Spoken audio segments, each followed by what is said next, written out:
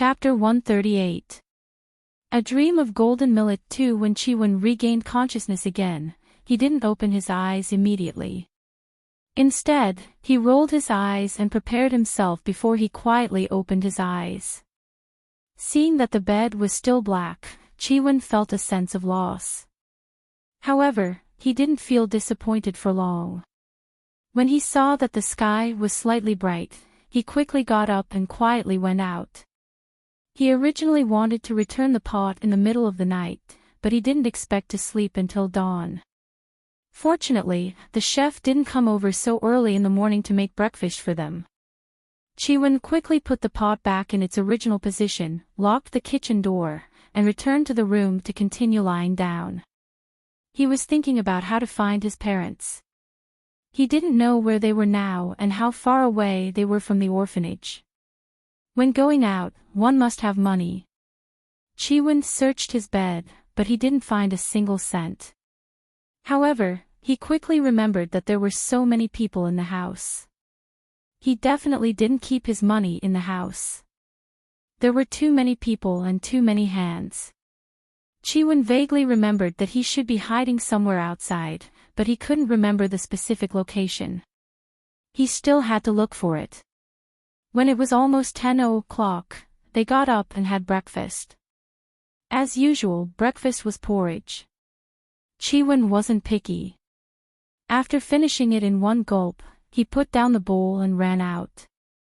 Dowda subconsciously wanted to follow, but seeing that there was still some porridge in the bowl, he couldn't bear to put it down. After he finished the porridge and went out, he couldn't see where Chi-Wen went. Chi-Wen went to his secret base. When he saw the place, he finally remembered where he hid his money. He hid underground in the weeds on the back hill. Chi-Wen followed his memory and dug up the metal can. Then, he looked through it. He put the palm-sized dolls aside and counted his savings. Chi-Wen grew up in the orphanage and only learned to save money in the past 2 years. However, how could such a young child have a way to get money? Some of it was picked up from the corners of the ground, and some of it was the New Year's money that the mother of the orphanage gave him during the New Year. Most of it was coins. There were 1 yuan, 50 cents, 12 cents, and the biggest one was a 5 yuan note. Chi-Wen counted and found that there were only 17 yuan in total. This was a huge sum of money for a child. However, Chi-Wen had to travel thousands of miles to find her parents. This amount of money was simply not enough. The orphanage he was in was located in a county under a 4th-tier city. The place was very remote and was thousands of miles away from the imperial capital. Chi-Wen originally wanted to go to the countryside in the south, but after thinking about it, her mother probably didn't go to Shangha village in this life. Her parents were both from the imperial capital, so her father should be in the imperial capital at this time. Chi-Wen decided to go to the capital to look for them first. If his parents were not in the capital, he could go to Apple Entertainment and wait for Uncle Yuan. Chi-Wen had a direction and then decided to see how to get to the capital. It was impossible for a child like him to go to the imperial capital. He couldn't get on a plane, so it was too risky for him to take a high-speed train and go back and forth with these drugs. Chi-Wen was thinking about how he was going to get to the capital. He buried his belongings and headed to the orphanage. Before they could return to the orphanage, they were blocked by Chi Dakian and 2 other children. Chi-Wen looked at Chi Dakian. He hadn't settled the score with him yet, and he was already coming to find him. Chi Dakian put his hands on his hips. Chi-Wen, did you hide something delicious? Hurry up and hand it over. No. I don't believe it. The director's mother likes you the most. She must have secretly given you candy. Hurry up and hand it over. The director's mother had indeed given Chi-Wen candy in private. Unfortunately, Chi Dakian had seen it. Therefore, he had always remembered this and would come to snatch Chi-Wen's things from time to time. Before he was 7 years old, Chi-Wen had always been bullied. Later on, he became ruthless and hit Chi Dakian's head with a brick. He pressed him down and beat him until he was dead.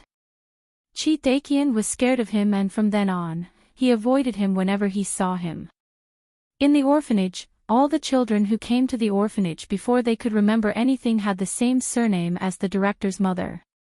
The director's mother's name was Chi Mo. Sometimes they would call her Mommy Mo, and sometimes they would call her Mommy Principal.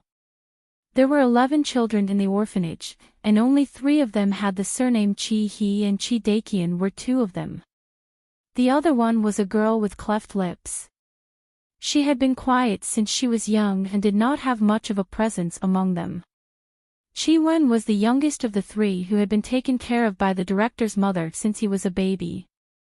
Therefore, sometimes the director's mother would protect him. Perhaps it was because of this that Chi Dakian had always disliked him. Even if he was not the youngest in the orphanage, he would always bully him. The current Chi Wen was not the same as before. He could not be bullied so easily. Chi Wen could still feel the dull pain in his body. He said coldly, "I said I didn't, so I didn't. If you didn't, why did you run so fast? You must have eaten it behind our backs." "That's right. If you don't want to hand it over, we'll search you." Therefore, the 3 children rushed forward, wanting to pin Chi Wen on the ground and search his body. Chi Wen would not let them succeed. He quickly dodged and hooked one of the children's feet, making him fall forward. Then, he kicked the other child. "Ah! Ouch!" Chi Wen had learned Sonda for several years. Even if he was only a small body now, it was more than enough to deal with them. After Chi Wen defeated the 2 children, he called out to Chi Dakian and beat him up. Chi Dakian wanted to turn over but could not. He could only use his hands to block the punches and cry out in pain. "Stop hitting me, stop hitting me." Chi Wen turned a deaf ear to him and swore to let him have a taste of his punches. In the end, his hands hurt a little, so he stopped. Chi Wen clenched his small fists and said, "If you dare to provoke me again, I'll let you know why the flowers are so red." Chi Dakian covered his face and quickly ran away with his 2 underlings. When did Chi Wen, this little bastard, become so powerful? Yesterday, he was the one who beat him up. Just wait, he will definitely take revenge. Chi Wen waited for them to leave before he shook his hands and blew on his little paws. Damn, there was no meat on his hands. His bones hurt when he hit people. Dowdy suddenly appeared with a look of admiration. "Chi Wen, you're so powerful." Apparently, he had been hiding nearby but did not dare to come out when they were fighting. Chi Wen looked at Dowdy. It was human nature to seek advantages and avoid disadvantages. He did not have any opinions about Dowdy, but he would not get too close to him. Dowdy followed Chi Wen and asked mysteriously, "Chi Wen, shall we continue tonight?" Chi Wen said casually, "We'll see." Oh, Chi Wen was bored in the orphanage for a while.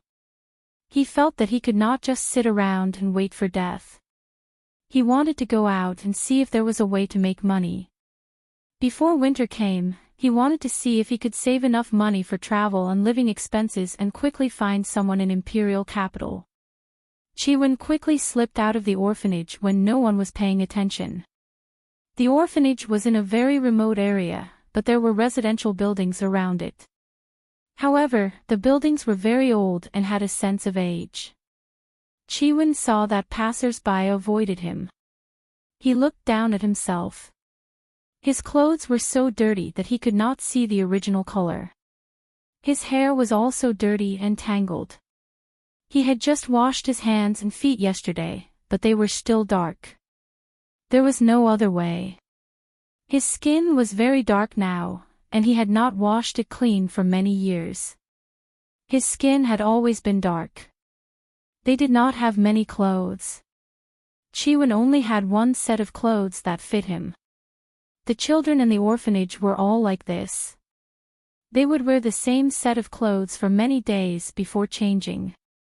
Chi-wen thought for a while and observed for a long time.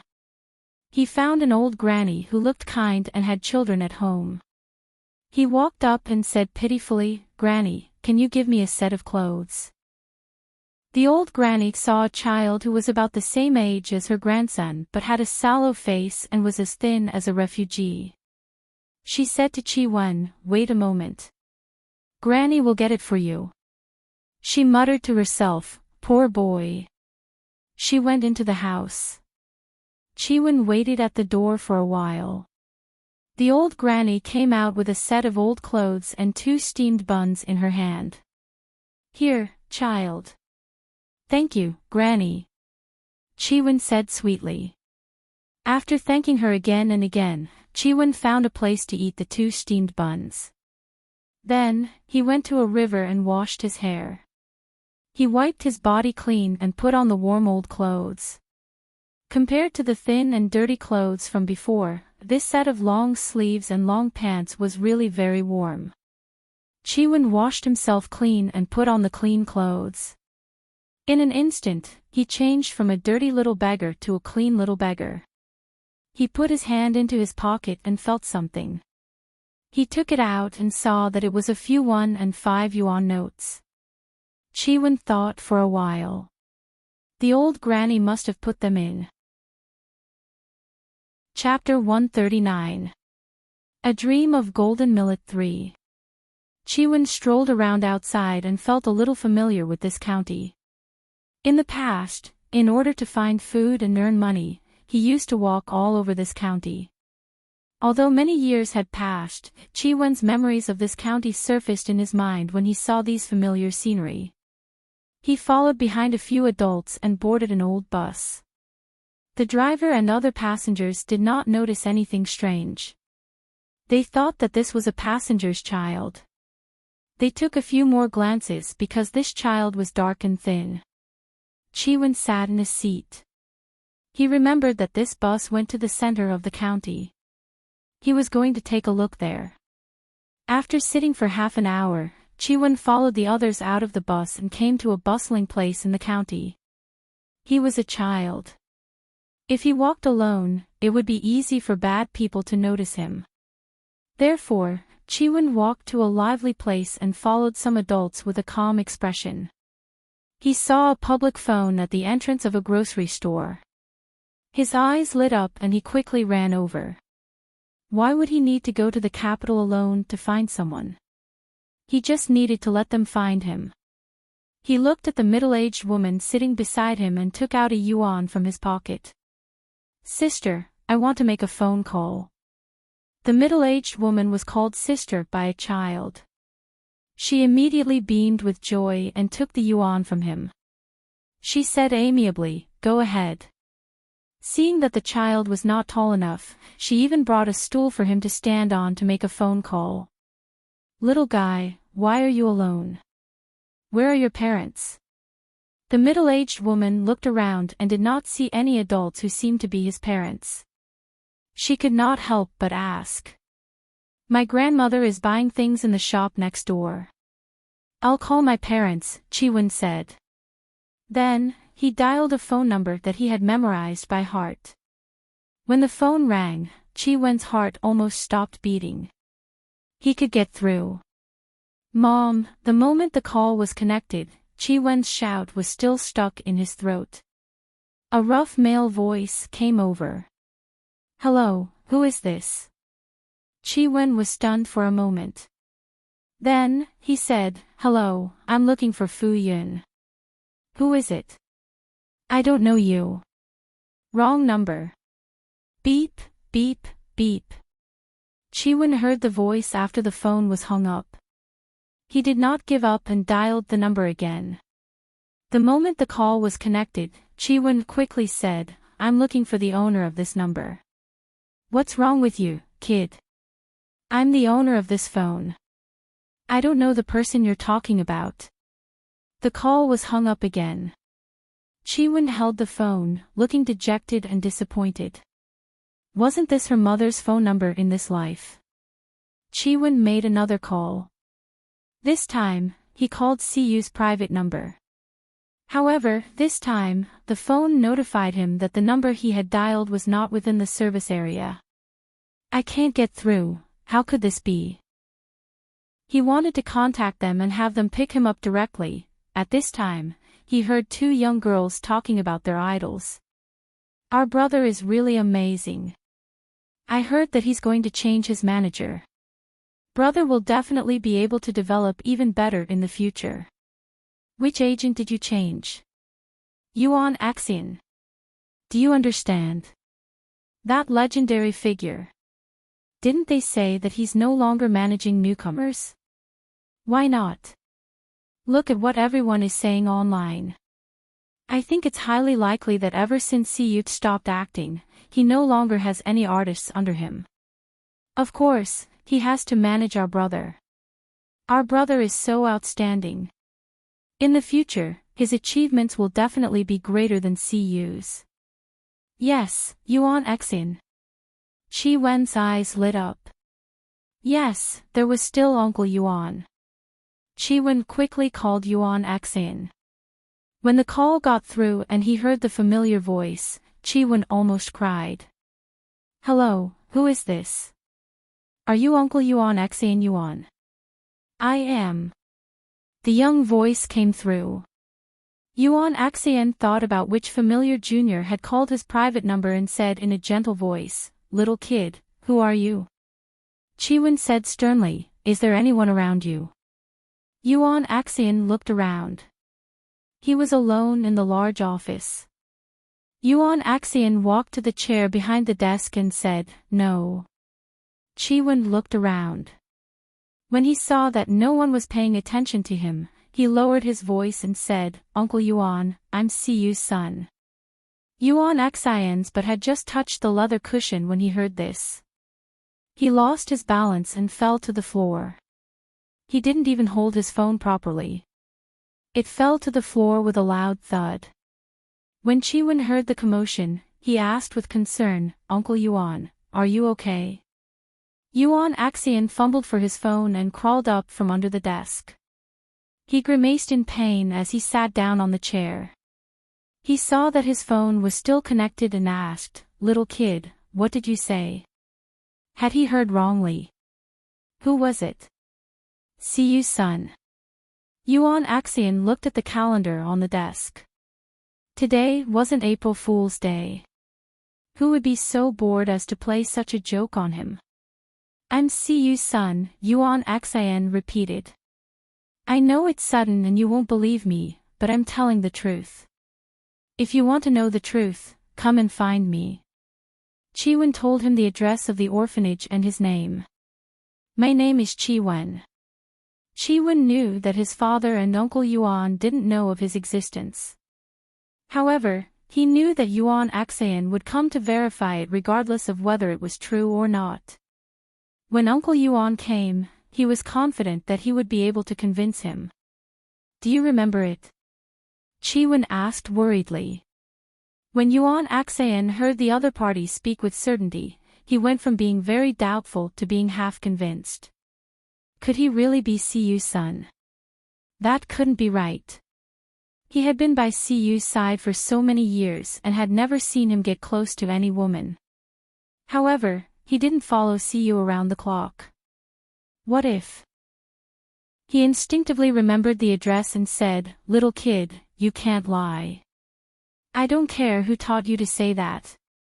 I won't pursue the matter this time, but you can't do it again. When Qi Wen heard Yuan Xian's words, he knew that he had remembered it and would definitely come to verify it. Thus, he was relieved. Goodbye, Uncle Yuan. Qi Wen hung up the phone and jumped off the stool. He thanked the store manager and skipped away, ready to go back. Now, he just had to wait patiently at the orphanage. On the other hand, Yuan Axian was stunned for a long time when he received this bombshell.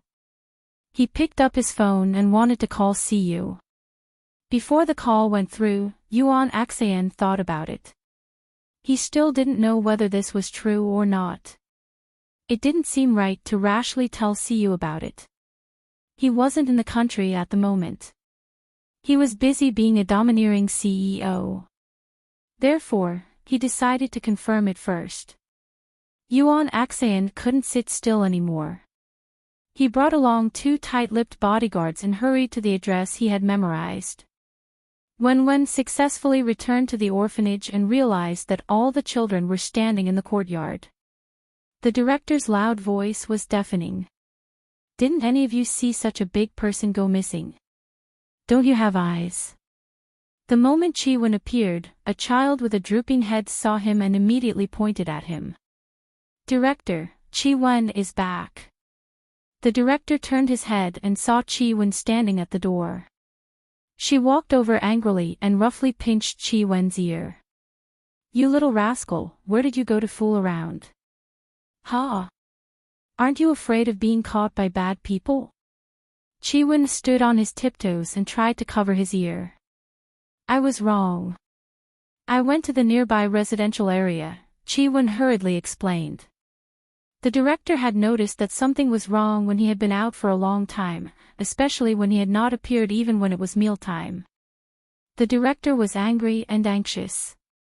She did not watch over them strictly, but these children were usually well behaved. They only played nearby and came back on time when it was mealtime. She did not need to worry about them. She did not expect the usually obedient Chi-Wen to run off alone for half a day without a trace. The director scolded Chi-Wen for a long time and finally punished him with no meals for the rest of the day. Finally, she left while cursing. After the adults left, the children who were standing far away walked over and looked at Chi-Wen in admiration. They were wearing a warm and patchless shirt. Chi-Wen, where did you get this shirt? Did someone give it to you? Chi-Wen said, yes. That's great. Chi Dakian also coveted the shirt when he saw it. However, they had just been beaten up by Chi-Wen and their bodies were still hurting. The other older children wanted to snatch the shirt, but they were beaten down in a few moves. Chi Dakian saw this from the side and shuddered. He immediately withdrew his restless thoughts. Chi-Wen's side finally quieted down. Only then did Daodu walk over to Chi-Wen. Chi-Wen, you're so awesome. Can you bring me along next time? I want new clothes too. Even if it was an old shirt that others did not want, it was still new to them. Chi-Wen stuffed a piece of candy into Daodu's mouth. It'll be better in the future. When he reunited with his parents, they would definitely help the orphanage when they saw how poor it was. These children would not have to suffer as much as before. Daodu tasted the sweetness in her mouth and smiled. Chi-Wen, you're so nice. Chi-Wen did not say anything. He also put a piece of candy into his mouth. Before he came back, he had basically used all the money in his pocket to buy candy. Since he did not have to go to the capital, he did not have to think of ways to save money. He did not have any close friends in the orphanage. Other than Daodu, everyone else was indifferent. Chi-Wen touched the candy in his pocket and thought for a while. In the end, he put a piece of candy on each of the children's beds. Perhaps Chi-Wen's image yesterday had left a deep impression on the residents nearby. The old grandma organized a few of her old sisters and went door to door to ask for some children's old clothes and extra quilts at home. Then, they sent them all to the orphanage. Now, all of them had new clothes to wear. Because of the large amount of donations, each child was given 2 sets. Chi-Wen already had 1 set, so this time, he was only given 1 set. They did not envy Chi-Wen anymore. They also had new clothes. Everyone was in high spirits. Chi-Wen looked at these children and was infected by their simple happiness. His mood also relaxed a little. Chi-Wen sat on the threshold of the orphanage's gate and looked out with his chin in his hand. When would Uncle Yuan come? He wondered if he would be able to see his father. Chapter 140. A dream of golden millet for Yuan Axayan had already arrived at the address given by the caller. On the way there, he calmed down his feverish mind. Yuan Axian thought a lot and realized that there were many illogical points. Based on the voice on the other end, the child was probably a few years old. How did he know his private number? Public figures like them always had two numbers. One was for work and the other was for personal use. Only those close to them would know. Therefore, there must be someone behind this child. Yuan Axian came up with a bunch of conspiracy theories. When he arrived at his destination, he did not go to the orphanage immediately. Instead, he stayed at a nearby hotel and used his connections to investigate. That night, the information about the orphanage, especially the child named Shi Wen, came out. The information was very normal. The child was abandoned in the orphanage when he was less than a year old. He was 5 or 6 years old this year and had never left the orphanage. He lived a simple life and had never met any strangers. The only time he went out was on the day of the call. He ran to the center of the county alone. Yuan Axian could not figure out what was going on with this child who had suddenly appeared. In the end, he decided to meet the child personally. Perhaps everything would be answered after meeting him. Therefore, in Qi Wen's anticipation, Yuan Axian appeared at the dilapidated orphanage. The director personally received Yuan Axian and his group. He was in fear and trepidation, and his expression was cautious and nervous. The orphanage had never had a donation inspection team. Moreover, the other party had come so suddenly that he did not inform them in advance. The director did not know how to welcome them. However, he thought that if they could invest in the orphanage, their lives would be better. Therefore, the director said fawningly, "Sir, do you want to see the children?" Chiwen had just left for a while today and did not wait at the door. He did not expect Yuan Axian to come at this time. Chiwen dug out all his money and kept it with him. Just as he was walking back, he saw Daodu running over excitedly. "Chiwen, come back with me quickly. There's a big shot in the orphanage." When Chiwen heard this, he immediately quickened his pace. He thought happily, "It's finally here." Daodu followed beside Chiwen and ran quickly with his short legs. "I wonder if the big shot will adopt us." Daodu vaguely remembered that he once had a home. His heart was filled with hope that he could be adopted and have a new home. Chiwen didn't say anything. He knew that Daodu would be adopted soon, so his wish had been fulfilled. Chiwen returned to the orphanage and saw Yuan Axian standing in the courtyard.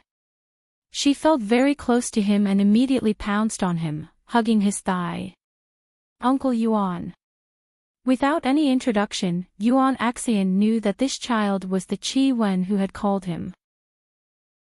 Yuan Axian had already seen his photo, but it was far less shocking than seeing it with his own eyes. He knew that this child was thin, but he didn't expect him to be so small.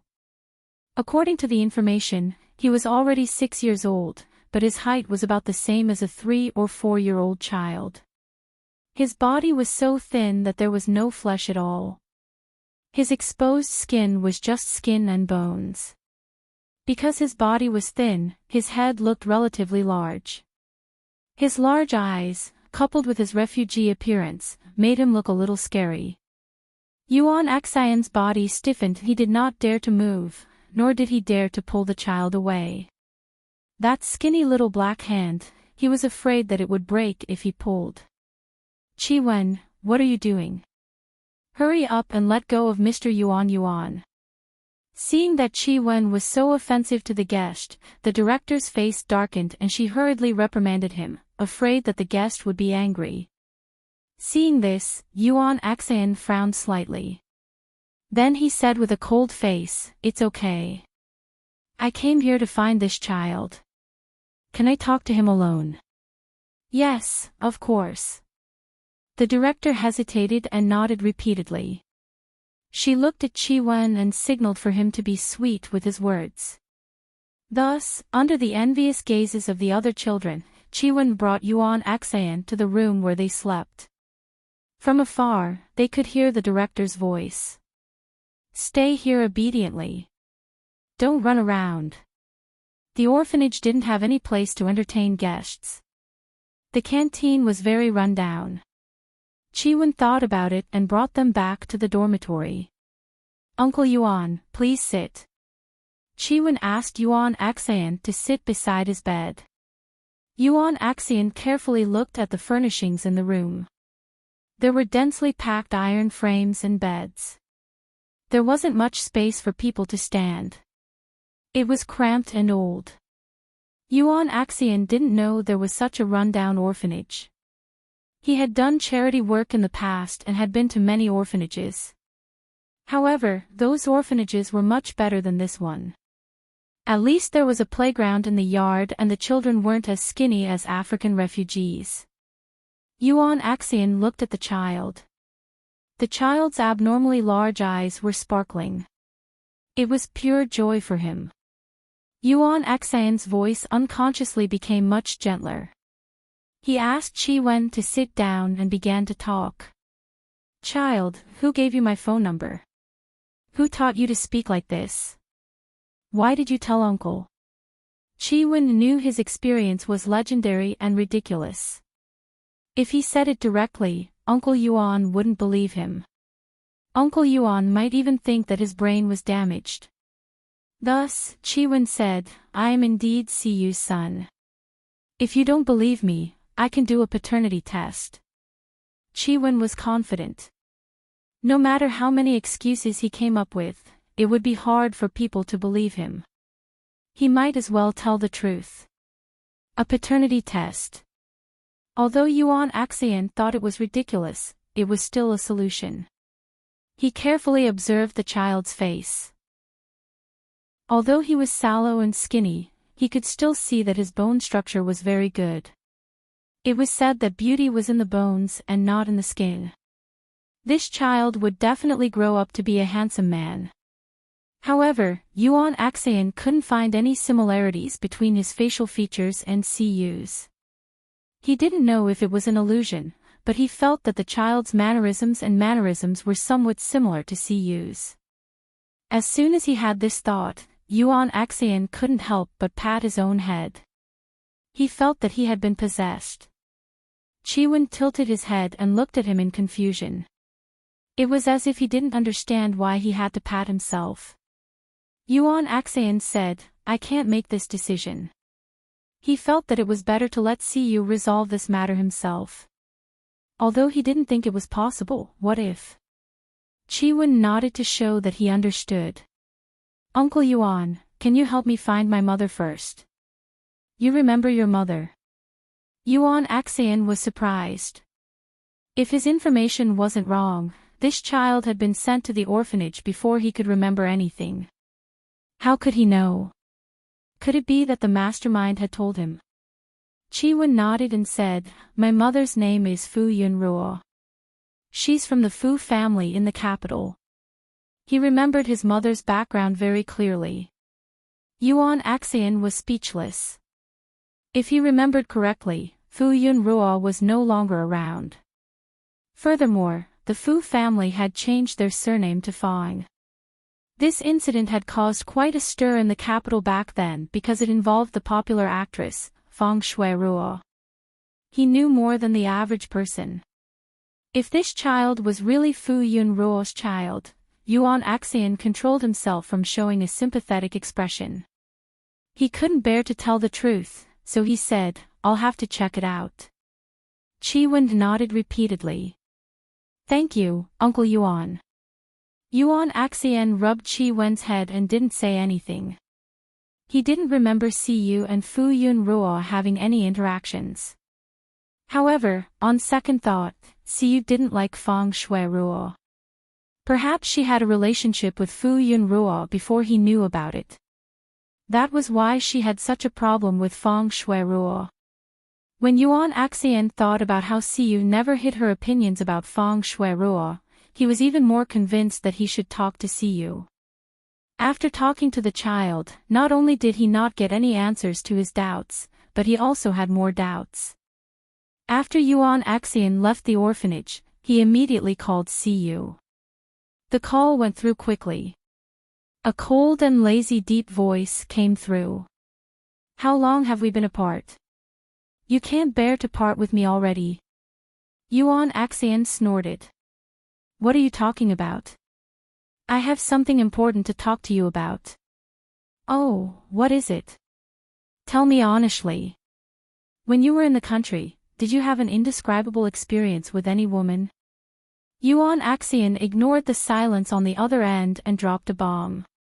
You seem to have an illegitimate child. I don't care if you're telling the truth or not. Anyway, come over when you have time. Yuan Axian simply told Siyu how the child had come to find him, how he had insisted that he was his son, and all the strange things that had happened. Siyu listened to the last part and became interested. Okay, I'll be there tomorrow. I'll be waiting then. After Yuan Axian and his group left, the orphanage regained its silence. The children were envious and jealous of Qi Wen for being able to talk to a noble in private. Dao asked enviously, Qi Wen, is that noble going to adopt you? That's great. You'll have a good life in the future. Qi Wen shook his head but didn't explain anything. After the DNA test, his father would definitely take him away and he wouldn't be in the orphanage anymore. The other children completely isolated Qi Wen. They were jealous of Qi Wen's good luck. Qi Wen didn't care about these childish tricks. He waited patiently for his father's arrival. He knew that his father would definitely come. It was just that the days of waiting were hard to bear. Finally, on the morning of the third day, Yuan Axian appeared at the orphanage again. At the same time, there were a few more people. A tall man in a thin black trench coat and sunglasses stood beside Yuan Axian. Qi Wen could tell at a glance that he was a little excited. However, this time, he didn't rush over to greet him. The head of the orphanage didn't chase after celebrities, let alone the other children who didn't even watch television. However, the head of the orphanage had seen Siyu's poster outside. However, Siyu had been out of the entertainment industry for many years and there had been no news of him for many years. Hence, the head of the orphanage only thought that he looked familiar and didn't recognize him. Yuan Axian spoke to the head of the orphanage privately and prepared to take Qi Wen for a DNA test. He also made up a story to explain to the head of the orphanage that Qi Wen might be an old friend. After searching for a long time, they finally found this place and wanted to go to the hospital for a DNA test. The head of the orphanage naturally hoped that Qi Wen's relatives had found them and was very willing to let them do the DNA test. He also hoped that they were really Qi Wen's relatives. This way, Qi Wen's life would at least be better than in the orphanage. While Yuan Axian was talking to the head of the orphanage, Siyu stood in front of the obviously stunted child and bent over to observe him. Qi Wen also looked up at him. After a while, he felt that his neck was sore and said, "Dad, can you lower your head a little?" Siyu raised his eyebrows. How natural it was for him to call him Dad. He bent over, put his hands on the child's waist and lifted him up. Tsk, he was so light that it was as if he was weightless. The child was so thin that he didn't have much flesh. His palms were all bones. The only thing that could be considered eye-catching was a pair of big black eyes. However, on this sallow and thin face that was sunken, it looked a little strange. So ugly. How could this be his son? Qi Wen puffed up his face in dissatisfaction. However, even if he puffed up his face, he couldn't puff up the baby fat. He snorted at Siyu. In the past, he was clearly called a little cutie. He had only lost a little weight, but now he was called ugly. Humph. Hey, he had a little temper. However, after seeing this face for so long, it was still cute and ugly. While the two of them were glaring at each other, Yuan Axian had already finished talking to the head of the orphanage. He walked over and said to Siyu, "Let's go. We've already agreed. Siyu carried the child with one hand and walked out with him. Siyu lowered his head and saw that the child was well behaved and didn't make a fuss. After he got into the car, he smiled and said, "Aren't you afraid that we'll sell you?" Chiwon wasn't afraid at all. He sat in the car very comfortably. The car drove for more than 3 hours and finally stopped at a hospital in the city. Not long after they entered, there were doctors who specially guided them to the hospital. Siyu had already arranged everything when he came over. He had also brought along a team of doctors he trusted and advanced identification equipment. The identification process, from the sampling to the results, was handled by his people. Furthermore, there were cameras recording the entire process to ensure that the results were correct. No matter how fast the identification process was, it would take at least 2 hours for the results to be out. Siyu saw that it was already noon, so he said that they would go for lunch first. Naturally, they didn't have any objections. The group of them went to a high-end restaurant in the city. Chiwon hadn't eaten meat in a long time.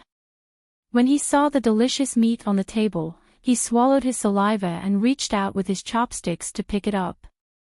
However, he was stopped. Siyu said, "Little guy, those are yours." Chiwon followed Siyu's gaze and saw that they were all light and easy to digest children's meals. Furthermore, the pitiful amount of meat was all shredded meat. Chiwon was speechless. Yuan Axian pitied him. To prevent any misunderstandings, he explained, "You haven't eaten meat in a long time. If you suddenly eat meat, your body won't be able to take it." Given his small stature, he probably didn't even have enough to eat, let alone meat. What a poor child. Chiwon pursed his lips, feeling wronged. However, he knew that this was the truth, so he obediently ate his children's meal. After lunch, they set off for the hospital. Sitting in the car, Chiwon was so sleepy that he was nodding off. He hadn't slept well for the past 2 nights because he had been waiting for Siyu and the rest to arrive. He yawned and climbed onto Siyu's body. He sat in his arms, grabbed his clothes, and snuggled up against him. Then, he fell asleep peacefully. Siyu didn't reject him the entire time. He only held the child firmly with one hand when he was lying on his body. Yuan Axian, who was in the front passenger seat, turned his head and looked at Siyu in astonishment. When he saw that the child had fallen asleep, he asked softly, "Is this really your son?" He had never seen Siyu so patient. It seemed as though Siyu had been very tolerant of this child from the first time they met. Could it be the nature of father and son? Siyu lowered his head and looked at the child. He simply said, "He's fated." Initially, he had only been interested in the child because of what Yuan Axian had said. However, now that he had met the child, he realized that his little bit of patience had been wasted on him. Even though the child looked dirty and ugly, he surprisingly didn't reject Siyu's closeness. When Siyu arrived at the hospital, he had already investigated everything about the child from before he was born. He was well aware that this child wasn't his. However, he still did a paternity test with the child. He didn't find out who had told the child that he was his father. If there was a conspiracy behind his back, he would definitely have tampered with the report. The mastermind had crossed the line by using an innocent child. He definitely wouldn't let him off. When they returned to the hospital, a doctor in a white coat and a mask came over with a paternity test report. "Sir, the results are out." When Yuan Axian saw that Siyu didn't take it, he took it from him. "I'll open it and take a look." Yuan Axian opened the envelope and took out the report. When he saw the results, he realized that they weren't related by blood. He immediately heaved a sigh of relief and said to Siyu, "They aren't related by blood." He knew that Siyu, who was obsessed with cleanliness, couldn't possibly have a child with a woman. Then, he felt that it was a pity. Actually, it would be quite good if it was true. Siyu wasn't young anymore and wasn't married.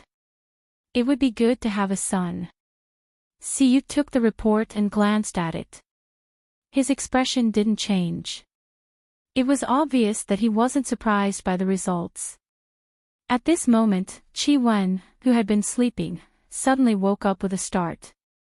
He lifted his head from Siyu's embrace and rubbed his eyes. When he saw that Siyu was holding a few pieces of paper, he instantly woke up. The report is out.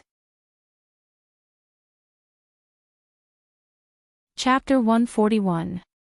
A Dream of Golden Millet 5. Chi-Wen thought to himself, do they believe me now?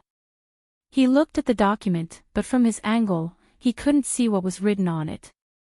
The results are out, Siyu replied and told him the results. We are not related by blood. What? Chi-Wen, who had just been happy, turned to look at Siyu in disbelief. Impossible. Siyu raised his brows. How can you be so sure that I'm your father? Chi-Wen was still in shock and didn't answer Siyu's question. He was in a daze and thought that he had heard wrongly. How could this be? He wasn't his father's child. Then why were the results different when they were tested previously? Could it be that his biological father in both lifetimes was different? Chi-Wen reached out for the document. Let me see. Siyu didn't ask this little fellow who hadn't gone to school whether he could understand it or not. He cooperated and passed the document to him. Chi-Wen's eyes widened when he saw the results of the test. The document fell from his hands. Chi-Wen's thoughts were in a mess. How could this be? Why were the two reports different? Chi-Wen couldn't help but wonder if his father had faked the test because he liked his mother so that he could integrate into the C family. No, that was impossible. Chi-Wen couldn't face Siyu for a moment. He struggled to get off the ground, wanting to leave Siyu's line of sight. He wanted to be alone and figure out what was going on. However, his little strength was like a mosquito in Siyu's hands. He didn't move an inch and left the hospital with Chi-Wen in his arms.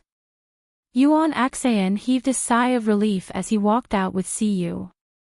Since the matter has come to an end, Siyu, Yuan Axayan wanted to say something, but when he saw how the child looked like he had suffered a blow, he understood how much the child in the orphanage yearned to find his biological parents. He cursed the person behind the scenes 1,000 times in his heart. That person was too heartless to actually use such a child. Yuan Axayan had always believed that there was someone behind this. He wanted to say that since the results were clear, they should send the child back. However, he couldn't bring himself to say it in front of the child. Chi-Wen couldn't break free from Siyu's arms.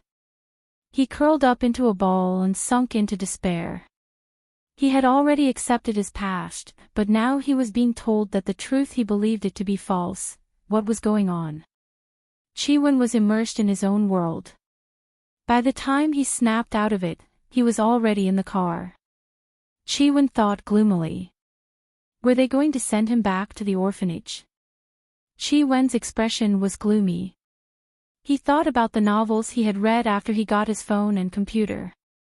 Because of his own experience, he was very interested in novels about transmigration and reincarnation. He had read a few of them, and one of them was about him being reborn in a parallel world. Chi-Wen felt that he had transmigrated to a parallel world. No, it should be the parallel world where he had his mother. The current situation was what he should have experienced. Chi-Wen thought of the reason why the two of them were different. It was probably because his mother had been reborn when she was pregnant with him. Perhaps that was why his biological father was different. Later on, she chose to hide her identity. After that, her life went on a different path. In this life, Chi-Wen had already thought of some possibilities, but he was still unwilling to accept it. Dad. Uncle, can you help me find my mother? Chi-Wen was now a child with nothing. It was like looking for a needle in a haystack for him to find his mother. With his current abilities, he couldn't find her at all. He could only ask for help. The only people he could ask for help were Siyu and the rest. Chiwon didn't know if they would help him, but there was still hope. "Uncle, if you help me find my mother, I will repay you in the future." Siyu had already found out about the child's past, so he naturally knew who his biological mother was. She was no longer around, so he couldn't make another one appear. He patted the child's head and made up a white lie. "I'm sorry, we can't find your mother either. Maybe we can find her when you grow up." Chiwon understood the hidden meaning behind his words. With the C family's abilities, how could they not find his mother? Furthermore, he had provided his mother's name. Siyu's words meant that. Chiwon lowered his head as big drops of tears rolled down his cheeks. Chiwon cried extremely sadly. He didn't understand.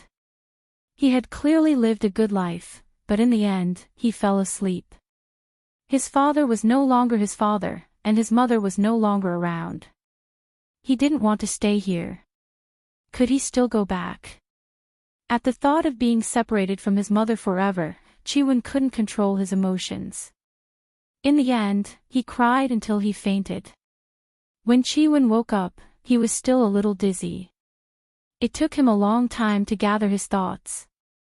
He thought that he had been sent back to the orphanage, but when he looked around, he realized that he was in an unfamiliar environment.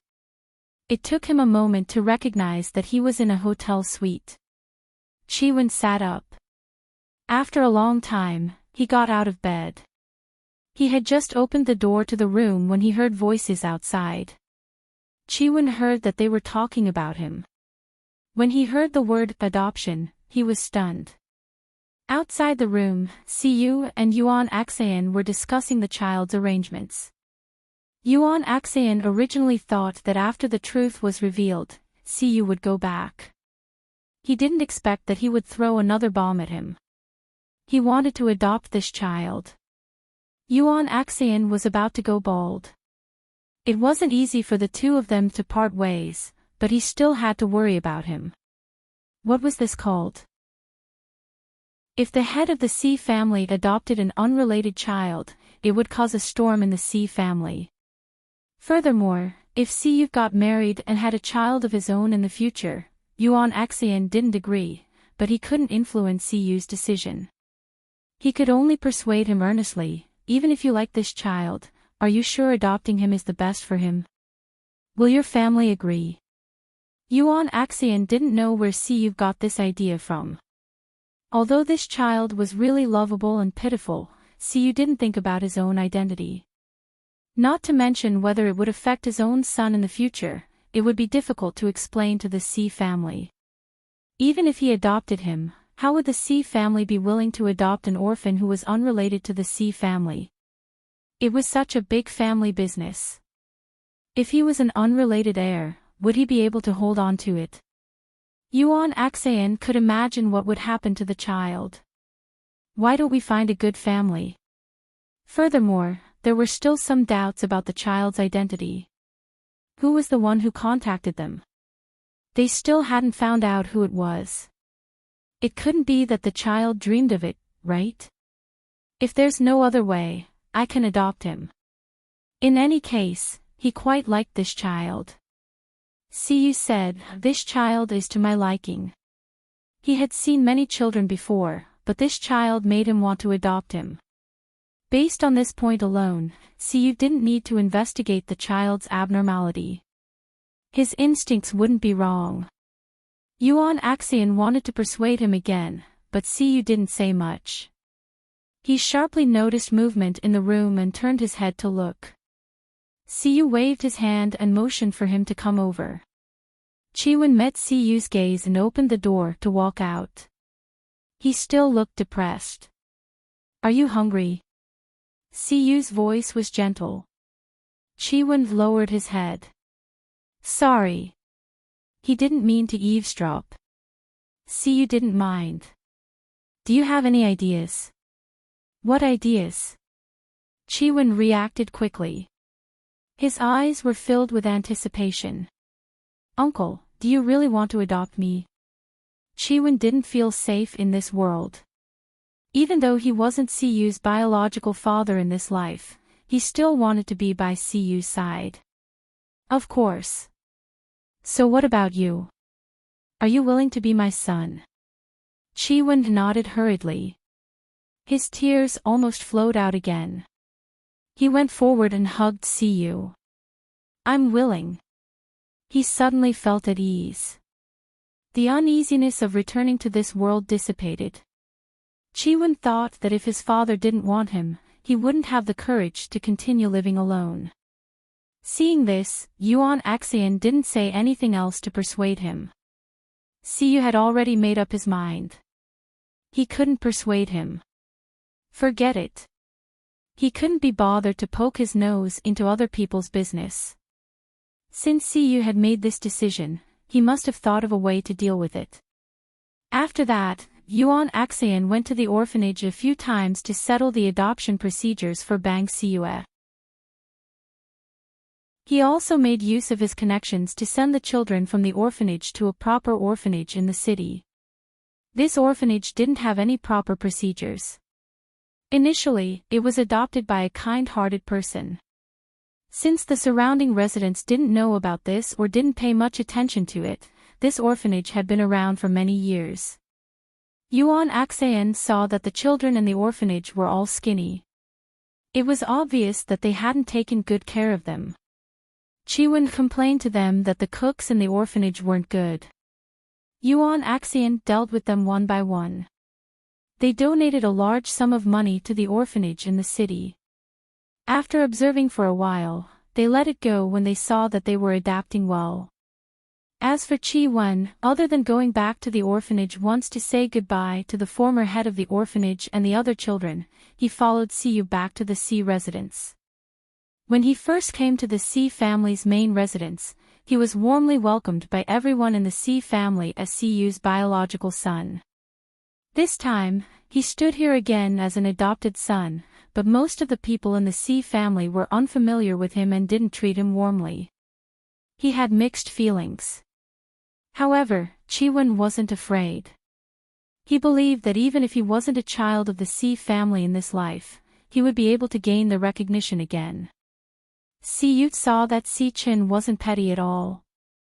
He handled things generously and even inherited some of his teachings. He was pleasantly surprised and satisfied. Chiwon successfully entered the Si family's genealogy book and changed his name to Si-chin, the same name he had in his previous life. Soon, Siyu's parents also accepted Chiwon. He could feel that their love for him was no less than in his previous life. He was very satisfied. The attitudes of the three most important people in the Si family naturally influenced the attitudes of the people below them. Chiwon grew up under the care and nurturing of the Si family. When he was 16 years old, he set up his own company and did a few beautiful projects. The scale of the company expanded at a rocket speed. In just a few years, Chiwon became an upstart in the business world that couldn't be ignored. Who didn't praise the younger generation? The collateral branch of the Si family was convinced and completely acknowledged Chiwon's position as the successor. When Chiwon was 18 years old, Siyu told him about his past. In this life, Si-chin personally buried the Chang family and the Fong family, taking revenge for 2 lifetimes. Even if Chiwon didn't rely on the Si family, the company he ran in this life was more than twice the size of the one in his previous life. He wasn't afraid of the Chang family and the Fong family at all. Even the family of Chang Shui, Ai's fiancé, whom he hated the most, went bankrupt because they had plotted against him many times in his previous life. However, he wasn't as wicked as them. He wouldn't touch unrelated people. He wouldn't be like them, who wouldn't let go of anyone who was close to him. Si-chin saw with his own eyes what happened to those people. They couldn't make a comeback. His heart was relieved, but he missed the other life even more. He often dreamed of it. Chiwon opened his eyes again. He was in a daze for a moment. He dreamed of his mother again. He hoped that his family in the parallel world was still living well. Chi-Wen looked at the ceiling for a while. After a long time, he got out of bed. Why did the room feel so much higher? Chi-Wen didn't think too much. He went into the bathroom and prepared to brush his teeth. Then, he looked up and saw a young boy's face in the mirror. He looked like he was 13 or 14 years old. There was still some baby fat on his face. Chi-Wen looked at the person in the mirror in a daze. He didn't even dare to blink, afraid that it was an illusion. He was reborn again. Or, he was back. Chi-Wen threw his toothbrush, turned around, and ran out. As he ran too fast, he slipped and almost fell, but it didn't slow him down. Chi-Wen ran downstairs and saw the person he had dreamed of countless times appear in front of him. Fu Yun was helping to bring out breakfast from the kitchen. When she saw Wen acting so rashly, she couldn't help but say, "Why are you running? Aren't you afraid of falling?" Chi-Wen blinked and blinked again. Then, he rushed forward, hugged Fu Yun, and cried. "Mother, it's Mother." Fu Yun saw that Wen's emotions were not right. She quickly patted his back. "What's wrong? Who bullied you? Tell Mother, Mother will help you." "Mother," Wen cried. Fu Yun heard the attachment and grievance in his tone, so she quickly coaxed him. "Did you have a nightmare? Don't be afraid, Mother is here." Ever since Wen was over 10 years old, he rarely acted coquettishly with her. Fu Yun's heart softened and she quickly coaxed him. "Good boy, don't be afraid, Mother is here. You're not young anymore, but you're still clinging to Mother like a child who hasn't been weaned off milk." Siyu heard the commotion and saw her son hugging his wife coquettishly. She grabbed the back of his collar and pulled him back in disdain. Wen looked up at Siyu with teary eyes. She still had that look of disdain on her face, so he turned around and hugged Siyu. He was finally back. Siyu saw that her son was suddenly so close to her. She didn't care about her face anymore and patted his tender shoulder. "You're a man. It's just a nightmare. What are you afraid of?" "That's because the dream was too real and too scary," Wen thought to himself. Wen took a while to control his emotions. Suddenly, his trousers tightened. Wen lowered his head to take a look. A 2 to 3-year-old pink dumpling with goat horn braids who looked like Siyu hugged his knees and looked up at him. He heard the pink dumpling say softly, "Big brother, don't cry, little sister will beat you bad." Wen immediately smiled and bent over to hug the girl. Little sister is the best." Chapter 142. 8. After growing up, the social media platform, which had been calm for half a month, stirred up 1,000 waves after a fan posted an edited video. In the video, a little fairy-like child raised a sword and flew through the air. The moment he landed and looked back, he turned into a beautiful young man holding a sword. After a sword dance, he turned into a romantic and elegant chivalrous man. His lips curled into a smile, and his style was peerless. There were only 3 transitions and the connection was natural and smooth. The video, which was less than a minute long, was forwarded more than 10,000 times and continued to rise in popularity. In the blink of an eye, it was trending. "He grew up, he came with the wind and stepped into my heart melted when he smiled. He lived up to expectations and grew up to be the best. Why are you suddenly tearing up? Tearful +1, tearful +2, tearful +10,086, Fu Wen could be said to be the only child that the whole world looked forward to when he grew up. It could also be said that he was raised by hundreds of millions of fans. When he was young, he didn't act in many dramas, but every one of them was excellent and was still a classic. He was recognized as the #1 child star. When he was 10 years old, Fu Wen acted as the male lead in a movie and became the youngest actor to win the award. After that, he disappeared from the entertainment industry. Many years later, he suddenly appeared in a xianxia drama and instantly caused a stir in China. Their child had grown up. After that, Fu Wen began to appear frequently on the big screen. His stage wasn't just in China but the whole world. He really returned to the peak, and it was only the peak of a mountain. After that, his achievements became higher and higher. Before he was 25 years old, he had won all the awards that Siyu had won. He perfectly explained what it meant to be better than the master. However, even though he was quite famous internationally, his big stage was still in China. Xi Zheng was doing a variety show for the selection of a girl group. In order to show his support, he agreed to be the mentor of the last episode of the show. Because of his arrival, the popularity of the show soared several times. Fu Wen was accompanied by the director to his exclusive dressing room. Just as they turned the corner of the corridor, a person suddenly walked out and coincidentally bumped into Fu Wen. The director and assistants first checked to see if Fu Wen had been hit. When the director saw that it was a girl dressed in a girl group's uniform, his face immediately turned stiff. "Why are you so careless? Don't you look at the road when you're walking?" I'm sorry, I didn't do it on purpose." A delicate and timid voice sounded. The delicate and pretty young woman was like a frightened deer. When the others saw her like this, they couldn't bear to scold her no matter how angry they were. The director's voice was not so strict. "Be careful next time." Fu Wen lowered his head and saw that it was Chang Shui, his nemesis whom he had hated for many years. In this life, she did not have a strong background and was no longer the female lead as soon as she debuted. Chang Shui, who was only 18 years old, finally entered the entertainment industry and participated in the most popular girl group selection.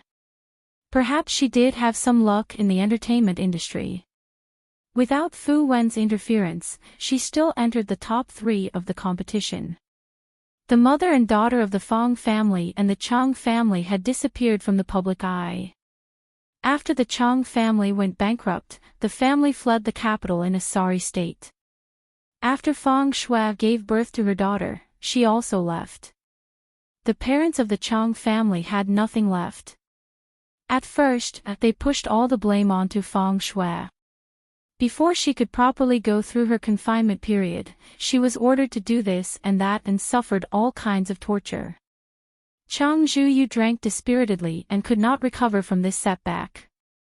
Later, Chang Zhuyu suddenly came to his senses when he heard his daughter's tender cries. However, there were too many people near the capital who kicked him when he was down. They moved again and finally settled down in a remote city in the south. However, it was impossible for them to live a life of luxury like before. Father Chang's health was not good, and Mother Chang was always complaining and wishful thinking of going back to the old days. Fong Shui also went out to work. Not long after, the boss of the place where she worked took a liking to her. In order to live a better life, she resolutely divorced and became an old man's mistress. Chang Zhuyu was greatly affected and could not recover from this setback. He either smoked or drank. Mother Chang cried, and in order to not starve to death, she could only rely on garbage collection to survive. The family lived in a dilapidated village in the city for more than 10 years. Chang Shui grew up in such an environment. She lived in a dilapidated house and had endless chores to do every day. Occasionally, she would be scolded and beaten by her father and grandmother. She always felt that she should not live such a life and wanted to be outstanding.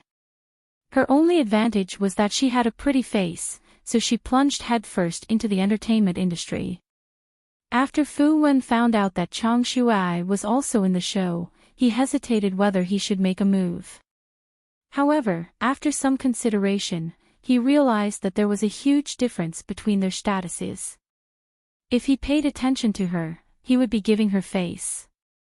He did not want to have any black marks on his reputation because of her. Therefore, he decided not to do anything for the time being. He was only here to be a judge for the sake of his company.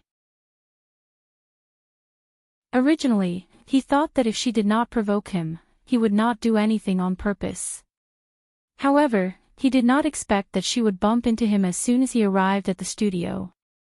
Fu Wen thought that she must be very confident in herself to use such a despicable method to attract his attention. Fu Wen looked away and walked past her. He said to the director, "Uncle, I'm only here to be a judge. I don't want to be disturbed by random people. Also, if my record of 0 scandals is broken here, my Uncle Yuan will have to talk to you." How could the director not understand what he meant? He immediately said, "Don't worry.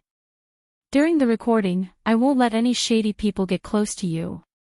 The director knew that Fu Wen's charm and fame were a huge temptation to those who wanted to take the shortcut. Even if they weren't fancied, even if they weren't trying to ride on his popularity, just being in his eyes and being promoted by him would be a step to the sky for these female members who had yet to officially debut. The director understood what had just happened and immediately promised. Chang Shuai wanted to take the opportunity to say a few words to Fu Wen, but the other party did not even look at her. There were also several assistants guarding her tightly, staring at her and not letting her get close. The assistants thought that they had been by President Fu's side all these years and had seen many men and women show off their abilities. If they wanted to get close to President Fu, this female member's methods were the lowest, so they could not be careless. President Fu's integrity depended on them. Nothing happened during the live stream of the finals. Even the host was on guard. Before Chang Shuai could say anything related to Fu Wen, he stopped her from saying anything and naturally moved on to the next person. However, this Chang Shuai obviously did not give up because of this. She got 5th place in the finals, falling from 2nd place. In the end, she still tried to pull Fu Wen down in public. She felt very wronged in her words. Her ranking should not have been so low. The moment this trending topic appeared, it poked a hornet's nest. A group of mother, father, and sibling fans who were protective of their child mocked her to the bottom of the mud. How dare any Tom, Dick, and Harry try to scam their child? Did they ask for their opinion? It was not like they did not have eyes to watch the finals. The people who were ranked at the bottom had performed very amazingly in the finals. It was normal for their rankings to rise.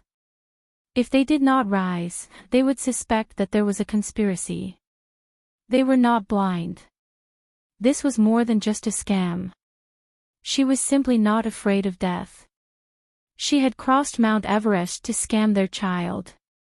Under the continuous manipulation of Chang Shuai and her brainless fans, the stars were furious. They directly slapped her into the dust and never let her rise again. Fu Wen's fans had a unified name, Stars. Firstly, it was because CU's fans were called Moon, and Fu Yun's fans were called Clouds. As their son, Fu Wen's fans voted to become stars. The sky was full of stars that would never die out. Apple Entertainment, who had wanted to sign the top 5 to form a girl group, directly hit Chang Shuai.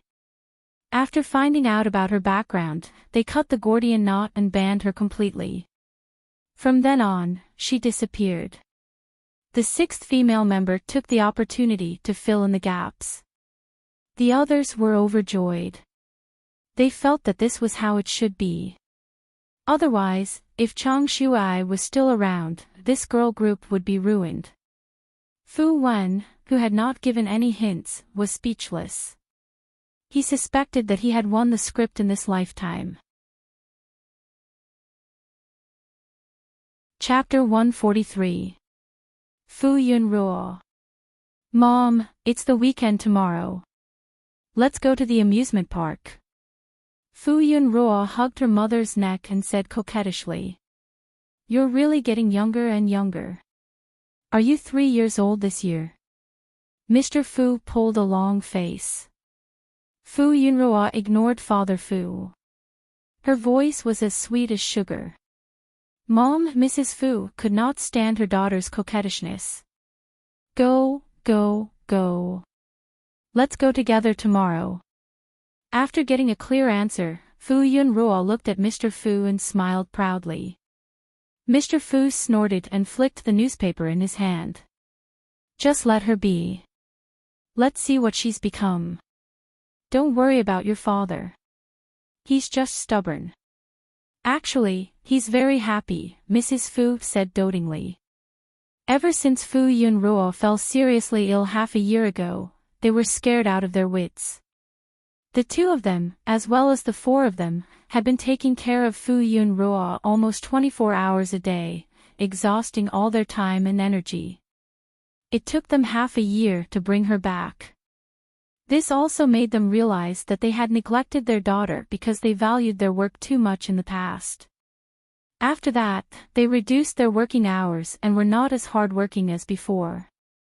Perhaps it was because they were older that they paid more attention to their family. Perhaps it was because she felt her parents' intention to compensate her that their daughter, who did not like to act coquettishly with them, gradually became lively. After carefully approaching them time and time again and realizing their indulgence, she began to have no scruples and really became a delicate girl. Although Mr. Fu said that he disliked Fu Yunruo, he actually enjoyed his daughter's coquettishness and had a little temper. Early the next morning, Fu Yunruo had not woken up when someone knocked on the door. Yun, wake up. Fu Yunruo turned around and wanted to laze in bed, but she heard someone outside the door. Didn't you say that you were going to the amusement park today? The amusement park.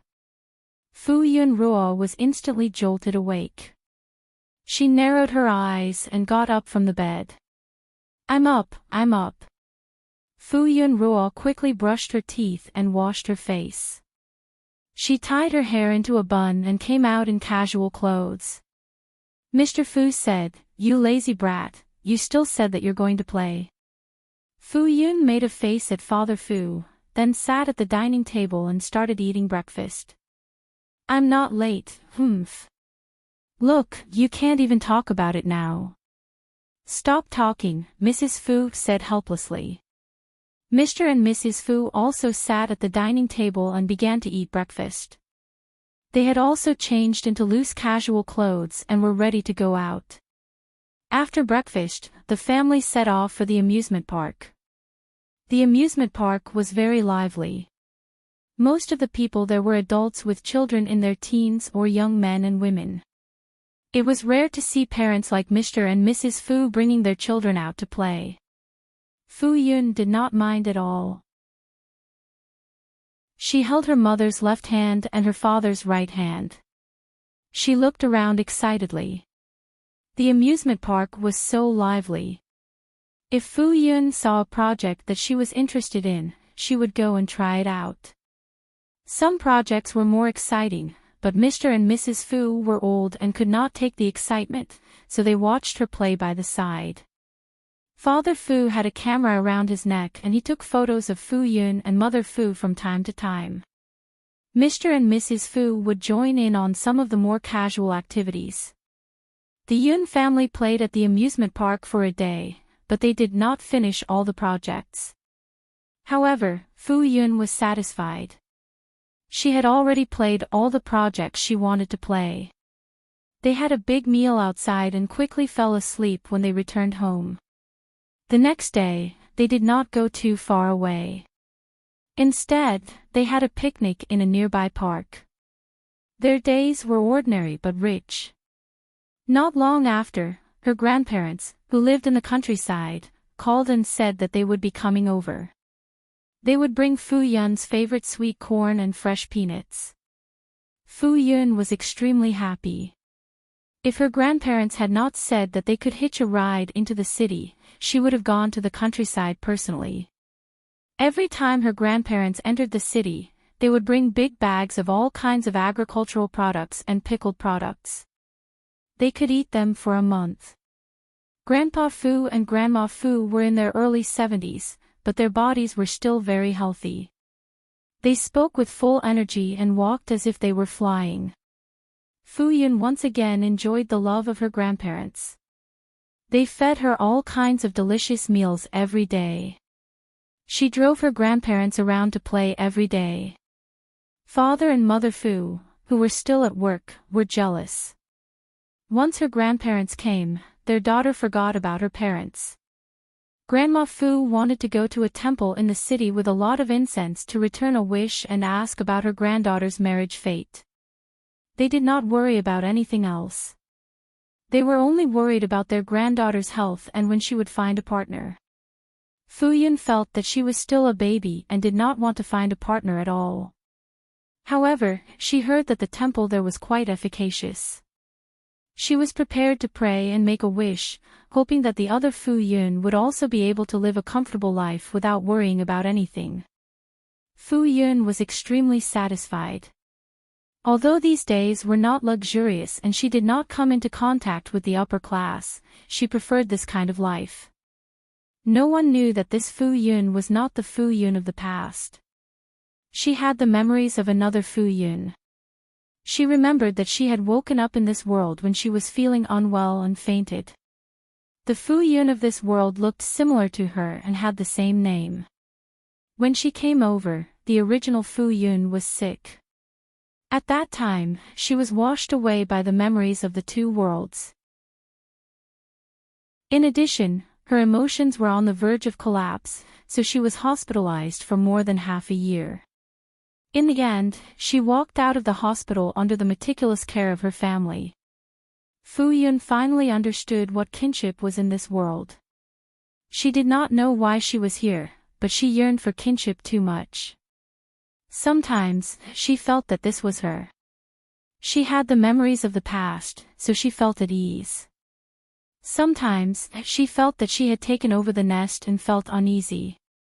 Later on, she thought that perhaps the original body was like her and had taken over her body. They had swapped. Fu Yun thought of the Fu Yun in her memory. She had a soft temper and was not like her who would explode at the slightest provocation.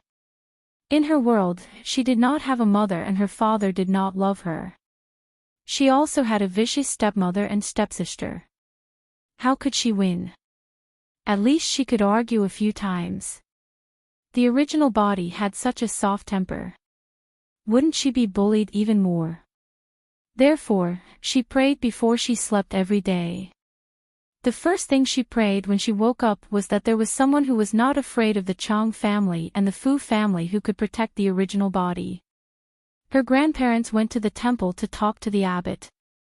Fu Yun went to the temple hall and saw an empty cushion on the ground.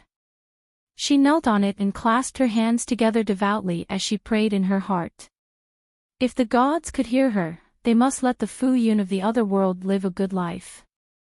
Someone would love her wholeheartedly, protect her, and not let her suffer any grievances. Fu Yun prayed hundreds of times in her heart. She felt that if there were gods, they should be able to hear her. Only then did she open her eyes. She rubbed her numb legs. She had been kneeling for too long. She shifted her gaze inadvertently and saw a handsome man looking at her curiously. Fu Yun only felt that he looked familiar, but she did not pay much attention to him. Instead, it was the man who spoke to her. Junior Fu. Fu Yun looked at him and thought for a moment. Then, she found the man's information from the corner of her memory. Oh, it's a senior. What a coincidence. The original body was not familiar with this senior. They used to work in the same department. That was why they had spent some time together. But after the senior quit the club and graduated, they had never heard of each other again. The original body had an impression of him. It was mainly because he was the most handsome guy in the school. He was also a famous person in the school. Yes, what a coincidence. After a short pause, the senior could not help but ask, "Did you fall asleep just now?" At first, he thought that this woman looked familiar. His photographic memory allowed him to remember that she was his junior. He did not want to greet her at first, but he realized that she had been kneeling with her eyes closed. She did not get up for a long time. She looked like she had fallen asleep. His curiosity was piqued and he kept looking at her. He wanted to know when she would open her eyes. Fu Yun, she said unhappily. I was praying. He almost could not hold back his laughter. What kind of wish could take so long? He had not seen this junior for a few years. She had changed a lot. Fu Yun felt that this senior was mocking her again. Although she did not have any evidence, she did not want to talk to him anymore. So, she stood up and said quickly. My grandparents are looking for me. Goodbye. The senior was surprised when he saw her running away without hesitation. He could not help but touch his face. Could it be that his face was no longer charming? She did not even want to talk to him anymore. Fu Yun did not take this incident to heart. After burning some incense, she brought her grandparents to climb the mountain to enjoy the scenery. After that, she went home happily. One night, she dreamed that the original body was living a good life in her previous world. Someone was protecting her wholeheartedly. She was not hurt at all. She even had a son and a daughter. Fu Yun did not feel so uneasy anymore. Since they could not switch back, they might as well live their own lives. She would be filial to her parents and her grandparents. You're tuning into the LoveLore Library YouTube channel. We're so grateful for your support and don't forget to subscribe to join us on this incredible journey through captivating stories. Your generosity through donations truly makes a world of difference, as it's the primary source of revenue that allows me to expand and enhance this channel for you. Thank you from the bottom of my heart for being a part of this adventure.